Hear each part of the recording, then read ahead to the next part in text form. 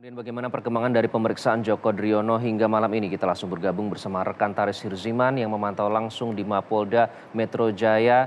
Taris, sejauh ini dari informasi yang berhasil Anda himpun, bagaimana hasil dari pemeriksaan Joko Driono? Ya, Iqbal, sampai dengan malam hari ini kami masih belum mendapatkan konfirmasi ataupun juga hasil terkait pemeriksaan yang dilakukan terhadap PLT Ketua PSSI Joko Driono alias Jokdri yang saat ini masih menjalani pemeriksaan di Mapolda Metro Jaya. Diketahui bahwa sejak pukul 10 pagi tadi sampai dengan pukul 12 malam ini sudah hampir 14 jam ini pemeriksaan berlangsung terhadap Jokdri sebagai tersangka dalam kasus pencurian dan perusakan barang bukti dalam kasus pengaturan skor sepak bola begitu.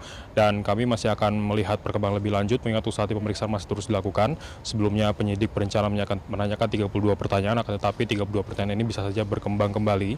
Dan memang untuk fokus pemeriksaan adalah terkait status tersangka atas Joko Driono yang ditetapkan sebagai tersangka pencurian dan juga perusakan barang bukti. Namun terkait apakah Joko Driono juga terlibat sebagai aktor intelektual dalam pengaturan skor sepak bola ini masih akan digali juga terlebih dahulu, dan ini juga adalah agenda yang dilakukan oleh Satgas Mafia Bola yang dilakukan di Polda Metro Jaya hingga malam hari ini. Iqbal. Dan Taris, apakah sejauh ini sudah ada keterangan atau konfirmasi terkait dengan status Joko Driono, apakah nanti akan ditahan atau tidak usai pemeriksaan kali ini? Ya, Iqbal, kita semua masih menunggu apakah nantinya Joko Driono akan ditahan di Mapolda Metro Jaya usai menjalani pemeriksaan ini. Namun kami masih akan melihat perkembangan lebih lanjut karena sejauh ini belum ada konfirmasi apakah Joko Driono akan ditahan atau tidak.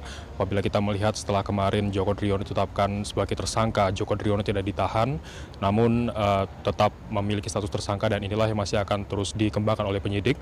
Dan tadinya memang setelah Joko Driono ditetapkan sebagai tersangka dalam kasus pencurian dan juga penghilangan barang bukti setelah tim Satgas Mafia Bola ini melakukan penggeledahan di apartemen pribadinya dan juga di kantor PT Liga Indonesia, dan ini kemudian berkembang setelah sebelumnya dalam kasus perusakan dan pencurian barang bukti ini sudah ditetapkan 3 tersangka, dan kemudian Joko Driono ditetapkan sebagai tersangka juga.